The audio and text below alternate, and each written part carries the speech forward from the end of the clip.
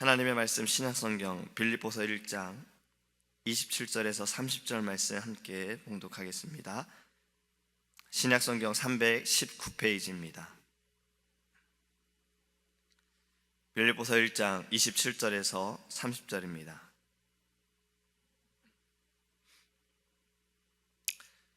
오직 너희는 그리스도의 복음에 합당하게 생활하라. 이는 내가 너희에게 가보나 떠나 있으나 너희가 한 마음으로 서서 한 뜻으로 복음의 신앙을 위하여 협력하는 것과 무슨 일에든지 대적하는 자들 때문에 두려워하지 아니하는 이 일을 듣고자 함이라. 이것이 그들에게는 멸망의 증거요 너희에게는 구원의 증거니 이는 하나님께로부터 난 것이라. 그리스도를 위하여 너희에게 은혜를 주신 것은 다만 그를 믿을 뿐 아니라 또한 그를 위하여 고난도 받게 하려 하심이라. 너희에게도 그와 같은 싸움이 있으니 너희가 내 안에서 본 바요 이제도 내 안에서 듣는 바니라. 아멘. 할렐루야. 어제 아이들 생일 파티를 했습니다. 11월 생일자 아이들을 축하하는 시간을 가졌습니다. 생일 파티를 하면 아이들에게 꼭 물어보는 질문이 있습니다. 너의 생일이 언제니? 라고 물어보고 또 너의 꿈이 무엇인지를 물어봅니다. 어제 생일 주인공인 아이가 자신의 생일은 9일이라 답하고 꿈이 무엇이냐는 말에 이렇게 대답하더라고요. 사람이 되고 싶어요 라고. 이 아이뿐만이 아니라 다른 아이들도 마찬가지입니다. 너의 꿈이 뭐니? 커서 뭐가 되고 싶니? 라고 물어보면 사람이 되고 싶어요 라고 말을 해요. 농담이지요. 사실 이 아이의 진짜 꿈은 어저께 또 물어봤더니 아빠처럼 건축가가 되고 싶다라고 이야기를 했습니다. 아이들이 내가 사람이 되고 싶어요 라는 이 말을 좀 생각해 보면 우리는 물론 사람입니다. 하나님의 형상으로 지음을 받은 사람이지요. 그럼에도 우리는 사람답게 살자라고 이야기를 합니다. 사람답게 살아야 되는 것이 중학교 2학년 도덕 1학년 도덕 교과서의 한 챕터에도 있어요. 사람다운 사람이 되자. 사람과 짐승의 차이가 여러 가지가 있겠으나 정말 그 중에 하나는요, 본능적으로 사느냐 이성적으로 사느냐일 것입니다. 우리는 본능적으로만 사는 사람들에 대해서 좀 사람이 되어야 된다라고 이야기를 합니다. 몇 년 전에 이런 영화가 있었고 유행했던 대사가 있었습니다. 매너가 사람을 만든다. 어떤 말을 하고 어떤 행동을 하느냐에 따라서 그 사람이 어떠한지 알 수 있다라는 그런 의미를 갖고 있어요. 그러니까 매너 있게 생각하고 매너 있게 행동하자라는 의미가 담겨 있습니다. 근데 오늘 성경 본문에도 말씀을 보면요, 영어 성경에는 이 매너라는 단어가 나오더라고요. What happens, conduct yourself in manner worthy of the gospel of Christ. 27절의 말씀이에요. 오직 너희는 그리스도의 복음에 합당하게 생활하라. 여기서 말하는 매너는 앞에서 말씀드린 매너와 좀 다릅니다. 매너가 사람을 만든다면 그리스도인은 복음에 합당하게 생활하는 것을 말하고 있는 거예요.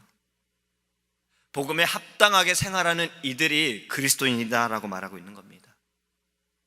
물론 우리가 그리스도인이 된 것은 믿음으로 되어진 것이고 믿음으로 말미암아 우리는 의롭다 여김을 받게 되어졌어요. 근데 열매를 통해서 그 나무를 알 수 있듯이 그리스도인은 그리스도의 열매가 나타나야 하는 것입니다. 그것을 오늘 성경에서는 그리스도의 복음이다라고 말씀하고 있어요. 이 그리스도의 복음에 합당하게 생활하는 것을 바울은 두 가지로 말씀합니다. 첫 번째는 한 마음으로 서서 한 뜻으로 복음의 신앙을 위하여 협력하는 것이다. 이 말씀은 전에 교회에 대해 말씀을 우리가 함께 나누면서 이야기 드렸던 것인데, 머리 대신 예수 그리스도의 이 몸된 교회는 하나가 되어야 하는 것입니다.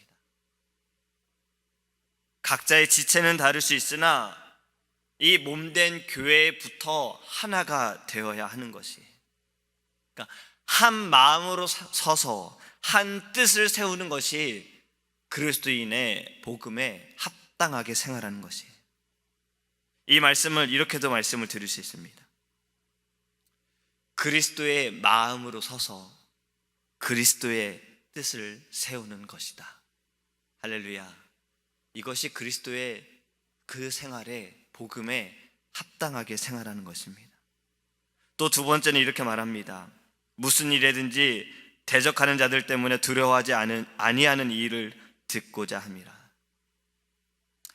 예수님께서 이 땅에 사역하실 때 예수님을 두려워한 이들이 있었습니다. 바리새인이었습니까? 아니죠. 로마 병정이었나요? 아닙니다. 그들은 예수님을 두려워했다기보단 예수님을 어떻게든 죽이고 싶었고 예수님을 끌어내리고 싶었어요. 예수님을 정말 두려워한 이들은 예수님을 아는 자들이었어요. 귀신 들린 자가 예수님을 만났을 때 이렇게 고백했지요. 예수께서 육지에 내리심에 그 도시 사람으로서 귀신 들린 자가 예수님을 만나니 무덤에 거하는 자라. 그가 예수를 보고 부르짖으며 그 앞에 엎드려 큰 소리로 불러 이르되 지극히 높으신 하나님의 아들이여, 당신이 나와 무슨 상관이 있나이까? 당신께 구하오니 나를 괴롭게 하지 마소서. 예수님을 아는 자가 예수님을 두려워했습니다. 어제 목사님께서도 욥에 대한 말씀을 하셨어요.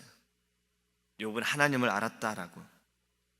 하나님의 전능하심과 하나님이 누구이신지를 욥이 알았다라고 말씀하시면서 이렇게 말씀하셨죠. 욥은 하나님을 보았다라고 했어요. 하나님을 본 욥은 하나님께서 자신을 정금같이 단련시키시고 연단하신 후에 주님 앞에 나아가게 함을 그는 고백하게 된 것입니다. 우리도 하나님을 더 알기 원합니다. 하나님을 더 알므로 정말 두려워할 분을 두려워하기 원합니다. 지금 바울이 이야기하는 것은 대적하는 이들을 두려워하지 말라라는 것입니다. 우리가 두려워할 분은 오직 하나님이신 것입니다. 어제 목사님께서 말씀하신 것처럼 하나님께서는 욥의 친구들, 욥을 비난하고 욥을 내리려고 했던 그 친구들 앞에서 하나님께서는 욥을 높이셨습니다. 하나님께서는 우리에게도 그리하여 하실 것입니다.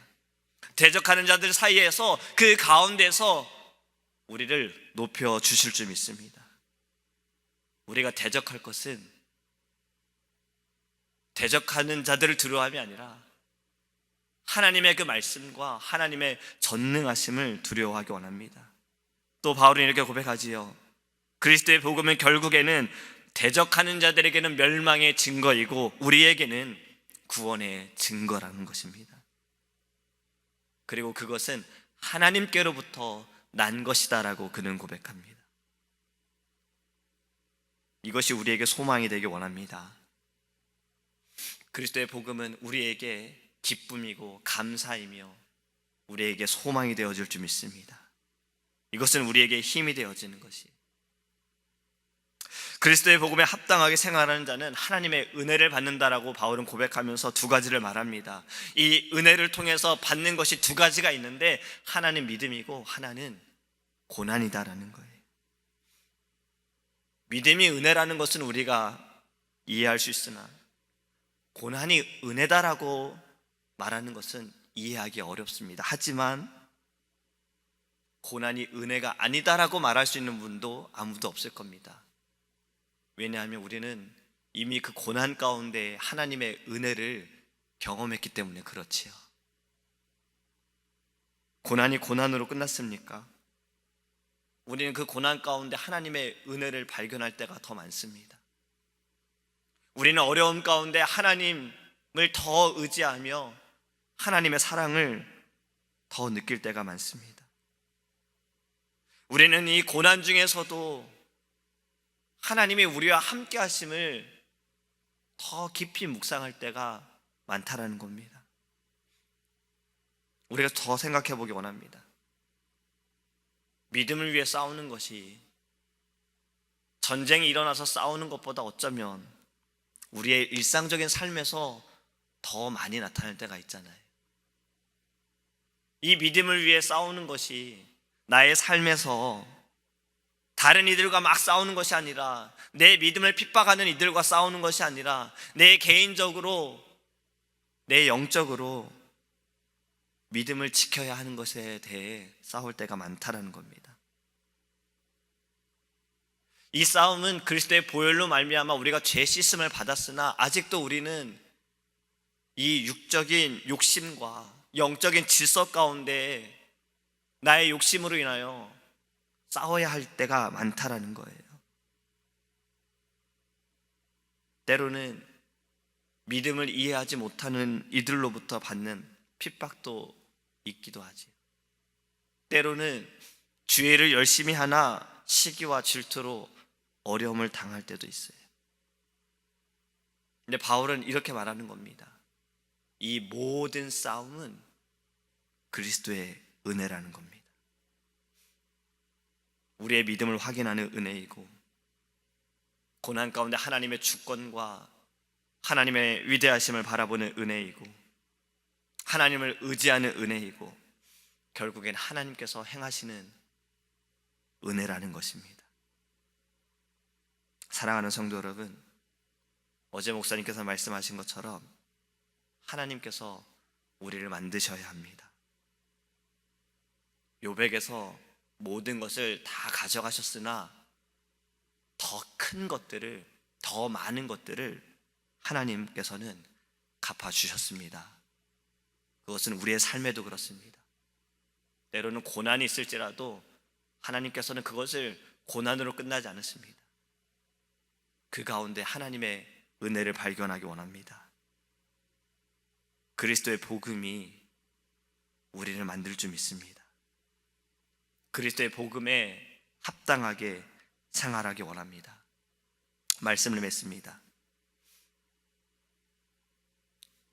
어쩌면 사람들에게는 우리가 교회가 될 것이고, 우리가 말씀이 될 것이고, 우리가 예수가 될 수 있어요. 아직 예수님을 모르는 자들, 아직도 하나님의 은혜를 보지 못하는 자들은 우리를 통해서 교회를 볼 것이고, 우리를 통해 말씀을 보고, 우리를 통해 예수를 보기 때문에 결국엔 우리가 그렇게 된다라는 겁니다.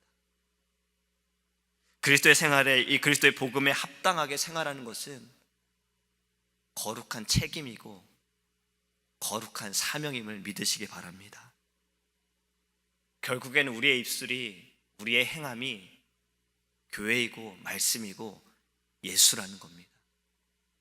이 바울의 고백처럼 믿음으로 그리스도의 복음에 합당한 생활을 하기를 원합니다. 하나님이 우리를 만드실 겁니다. 말씀으로, 하나님의 그 사랑으로 우리를 만드실 것입니다. 기도하겠습니다. 고마우신 하나님, 하나님만을 두려워하기 원합니다. 하나님, 우리가 이 세상에 살아가면서 우리를 대적하는 자들, 우리를 아프게 하고 힘들게 하는 자들을 두려워함이 아니라 내가 하나님 앞에 온전히 서 있는지, 내가 그리스도에 합당하게 생활하고 있는지, 하나님이 이것을 돌아볼 때 주님 앞에 더 두려워하며 주님 앞에 더 무릎 꿇고 기도할 수 있도록 은혜를 내려 주시옵소서.